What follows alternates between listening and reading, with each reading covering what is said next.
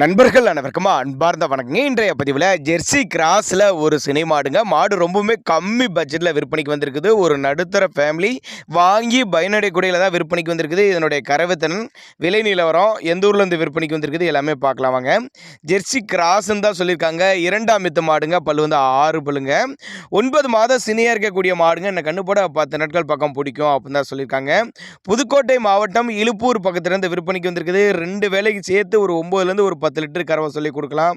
10 litre கறவை குறையாது அப்படின்னு தான் சொல்லியிருக்காங்க. நல்லாவே ஒரு மேய்ச்சல் முறையில் வளர்க்கப்பட்ட மாடு. எல்லா கிளைமேட்டு கொண்டு போன அடாப்ட் பண்ணிக்கும். ஆண் பெண் யார் வேணாலும் பிடிக்கலாம். குறிப்பாக மடிக்கூச்சம் கிடையாது அப்படின்னு தான் சொல்லியிருக்காங்க. 2ஆம் மித்து 6 பல்லு, 10 நாட்கள் பக்கம் டைம் பிடிக்கும்.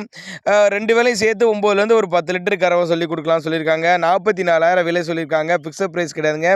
விலை அனுசரிப்பு அப்படின்னு தான் சொல்லியிருக்காங்க.